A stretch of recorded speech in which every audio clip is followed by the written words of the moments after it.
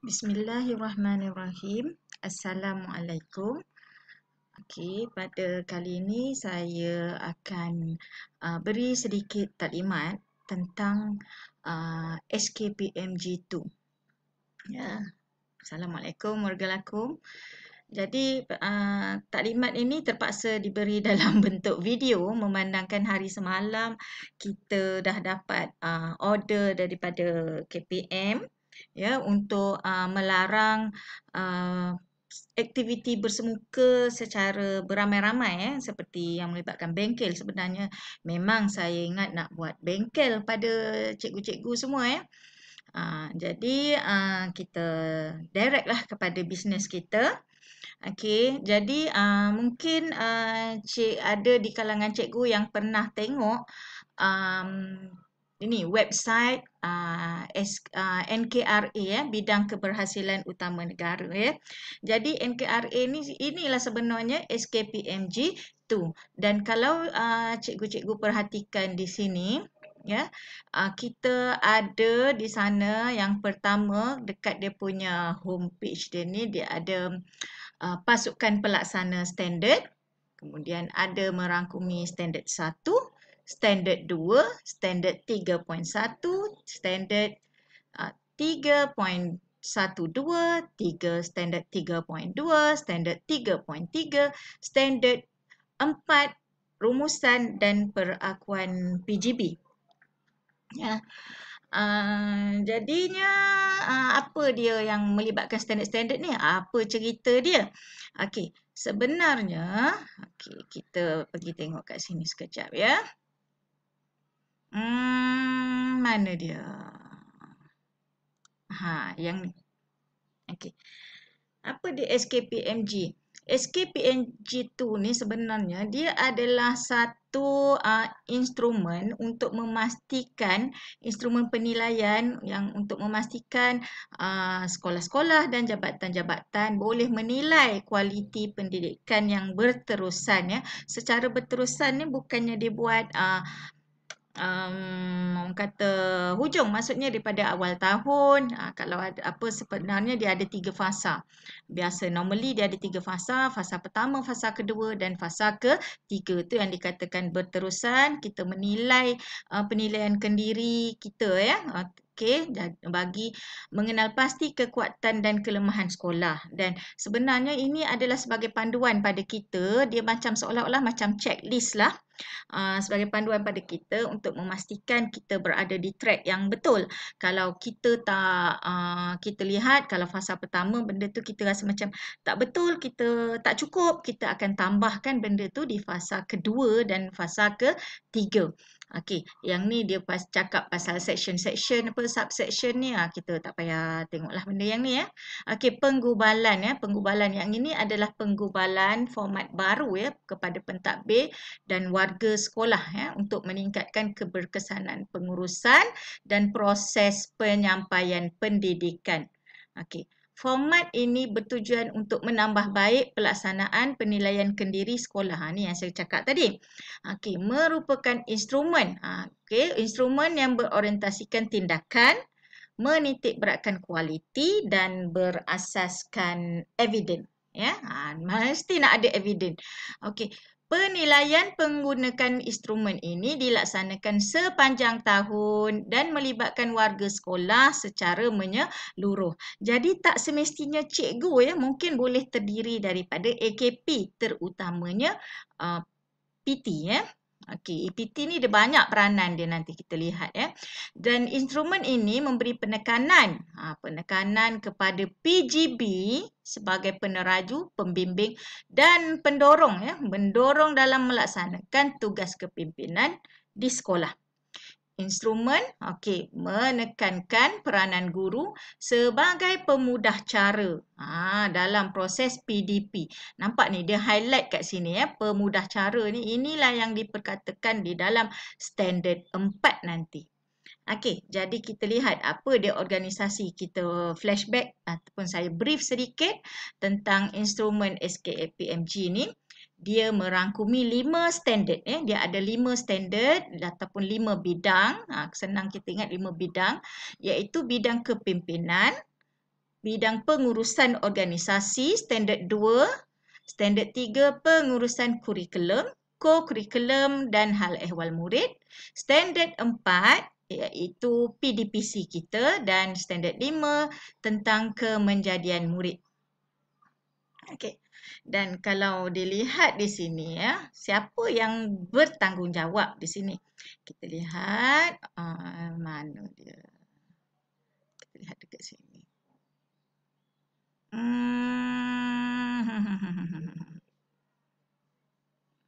So, maklumat sekejap ya. Tadi saya ada jumpa tadi. Sekejap. Bukan dokumen ini. Dokumen ini ke? Mana dia muncul? Kat mana dia muncul? Tak maaf ya.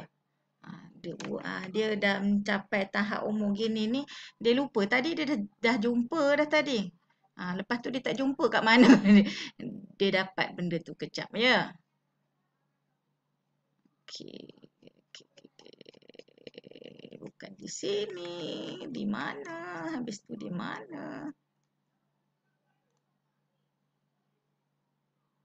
No.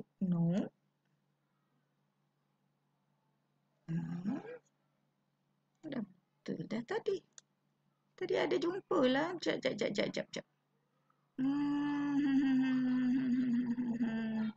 Bersabar, harap bersabar.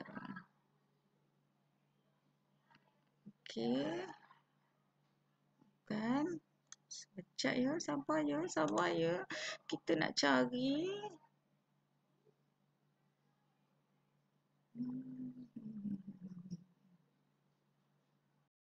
Okey, dah jumpa. Kita cari dekat fail. Adobe rupanya dia ada dekat fail apa ni? Fail Excel. Okey, standard. Siapa dia untuk melaksanakan standard-standard yang saya cakap tadi, 5 bidang tu tadi, 5 standard tu, kita ada yang dikatakan pasukan pelaksana standard. Dan selepas ni saya akan namakan pasukan pelaksana ni sebagai PPS. Okey. Sebagai pasukan pelaksana standard ni siapa ya? Siapa pasukan pelaksana standard? Kita lihat. PPS adalah guru dan AKP. Ya, guru dan AKP yang bertanggungjawab terhadap pengurusan dan pengoperasian sesuatu aspek di sekolah. Ahli PPS bertanggungjawab untuk menilai dan menyatakan eviden. Eviden perlu dinyatakan bagi aspek di bawah tanggungjawabnya dan mengemukakan hasil penilaian tersebut kepada jawatan kuasa SKPM sekolah mengikut ketetapan masa yang ditetapkan sekurang-kurangnya sekali bagi setiap peringkat penilaian Mac, Julai dan November. Okey, bagi sekolah kita pada tahun 2020 kita sempat buat March, tapi March ni pun sebenarnya minta maaf lah, dia ada seperti yang saya sebut dalam taklimat kita minggu lepas lah. Okey, yang March ni sepatutnya cikgu yang kena isi, PPS yang kena isi penilaian kendiri ni. Tapi hari tu kita ada PKP apa ke benda semua ya. Jadi benda tu terpaksalah kita isi. Tolong isi ya. Orang lain yang tolong isikan ya. Jadi pada Julai masih PKP dan yang Julai ni pun kita tak buat. Jadi kita fokus untuk pengisian November. Okey. Dan di sini semua guru dan AKP hendaklah dilibat sebagai ahli PPS. Okey, nanti saya akan tunjuk senarai PPS. Jadi time tu tolong alert ya.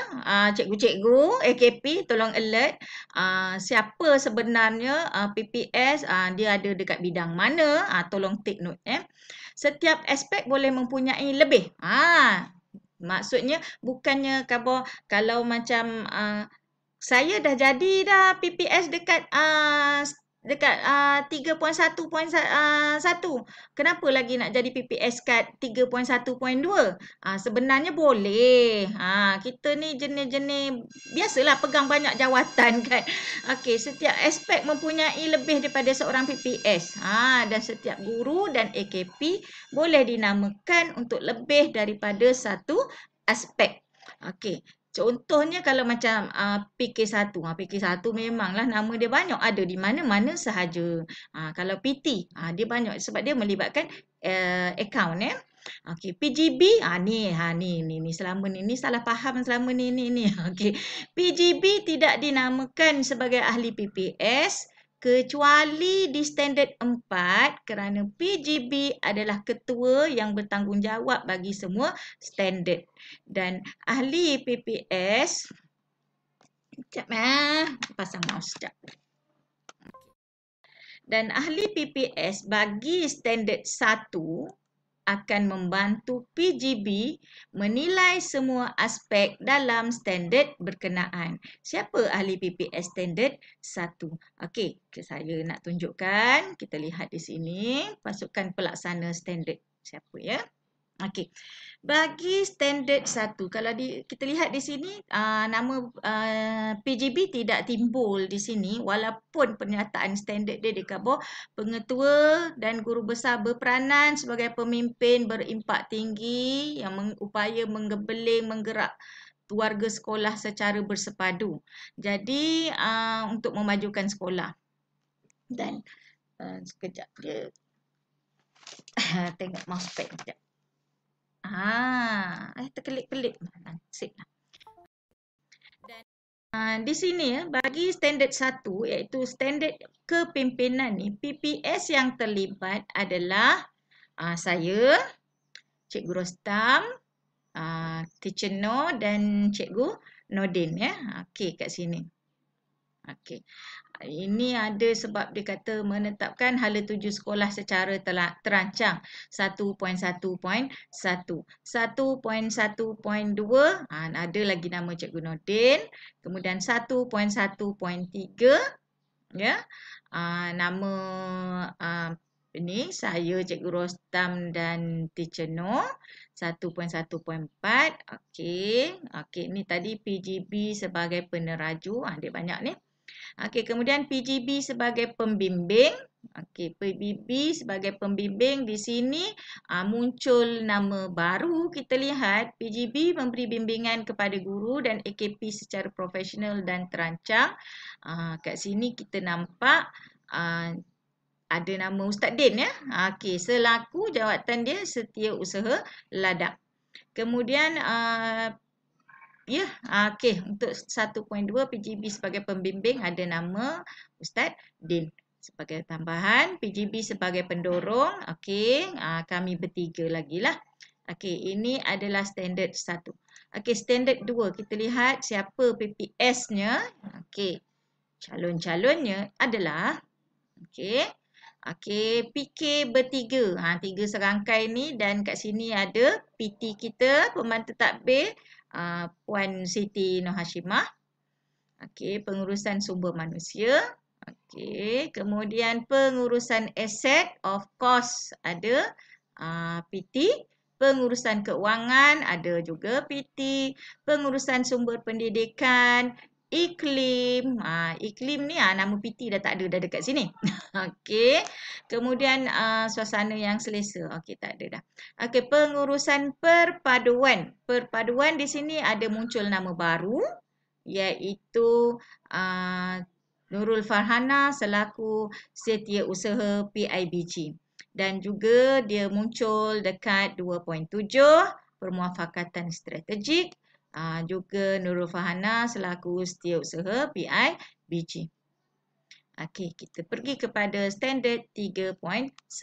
Standard 3.1 adalah standard yang melibatkan tentang pengurusan kurikulum. Jadi pengurusan kurikulum, PPS yang terlibat adalah saya, Cikgu Rostam, Johanna selaku SU kurikulum, Teacher Noh dan guru besar. Ada? Ya, ada. Selaku pengerusi.